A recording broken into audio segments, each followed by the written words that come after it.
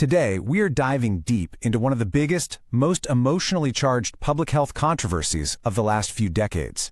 It's an incredible story, one that's got a bit of everything: fear, what turned out to be fraud, and a truly massive global scientific investigation to get to the truth. So let's just get right to it. The central question: do vaccines cause autism?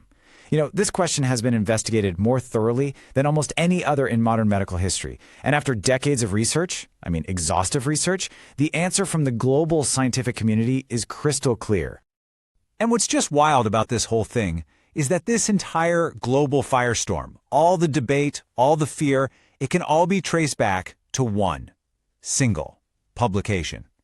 One paper that lit a match and started a blaze we're still trying to put out today. To really get what happened, we've got to jump in the time machine and go all the way back to the beginning. The year is 1998, and a study gets published in a major medical journal that is about to become, well, infamous.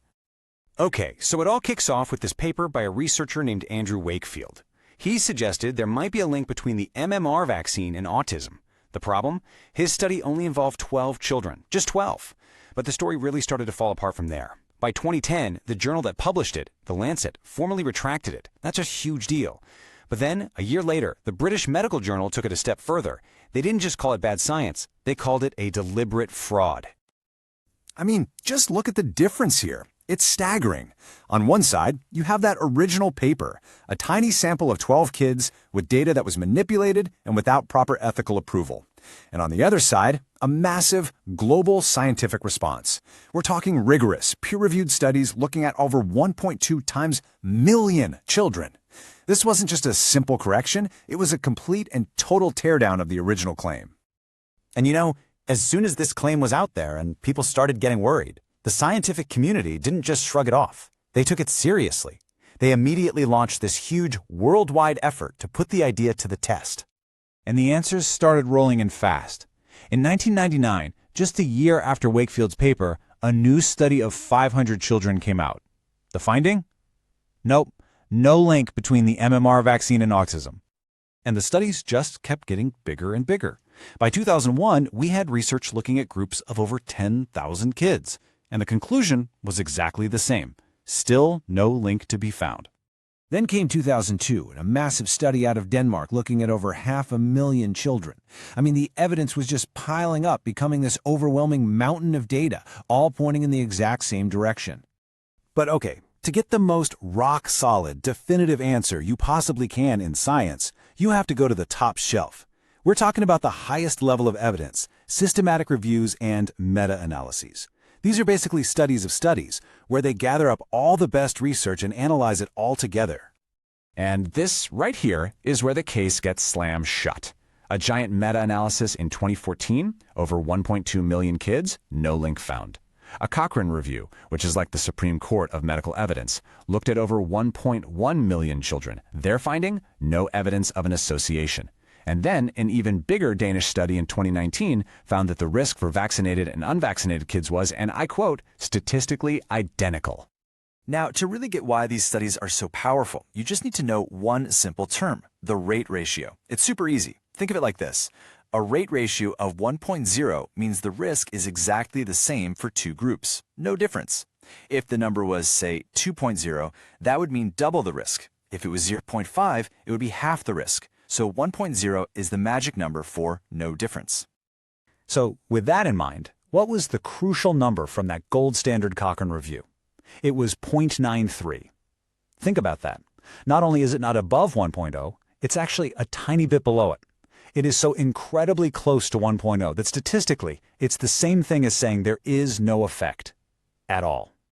And here's the final nail in the coffin, statistically speaking. The researchers give us what's called a confidence interval. It's basically the margin of error, the range where the true number almost certainly is. And that range was from 0.85 to 1.01. Because that range is so narrow and has the number 1.0 right inside it, it allows scientists to say with extremely high confidence that the MMR vaccine does not increase the risk of autism. Period. But the scientific community is nothing if not thorough. So even after the MMR link was completely debunked, other ideas and theories popped up. And you know what? Researchers went and systematically tested every single one of those too.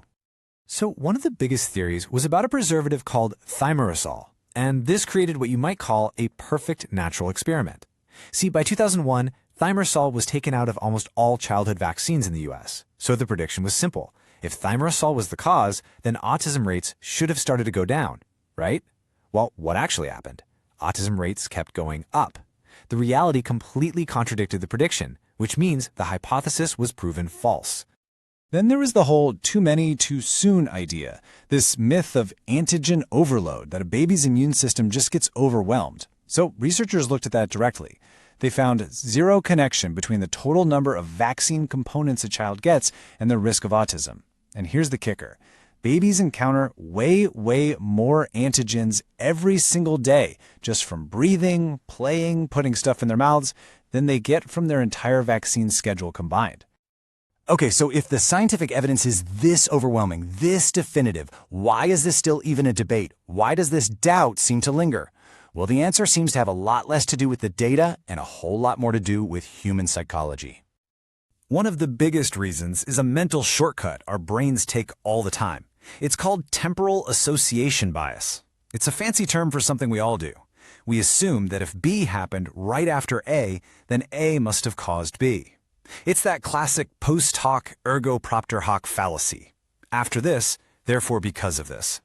And here is the tragically perfect coincidence. The first signs of autism are very often noticed by parents when a child is between 1 and 2 years old. That is the exact same window of time when kids get a number of their routine vaccines. So for a parent who is watching their child so closely, to see a change right after a doctor's visit, it creates this powerful, totally understandable, but false connection.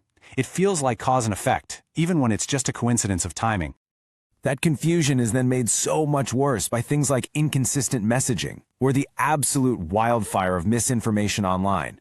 When official sources aren't perfectly clear, it creates a vacuum that distrust and fear just rush in to fill. And as organizations like the American Medical Association have warned, this has real, dangerous consequences for everyone's health. So let's just pull it all together. The takeaway is this. The original study wasn't just wrong, it was fraud. Since then, over 1 million children around the world have been studied.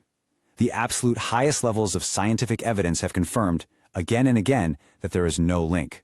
Not for MMR, not for thimerosal, not for antigen overload. From a scientific perspective, this case is about as closed as it gets. And because scientists have so decisively shut down this line of inquiry, it frees up all that time, money, and brain power to focus on what really matters. Finding the true causes of autism, and all the real evidence we have points toward a complex mix of genetics and other environmental factors. That's where the real science is happening now. Which leaves us with one final and maybe bigger question. When you have a scientific answer that is this clear, this overwhelming, what does it actually take to bridge that gap between the scientific facts and what the public believes? It's a huge challenge, and it goes way beyond just this one topic. It really gets to the heart of how we all talk about science and truth in our world today.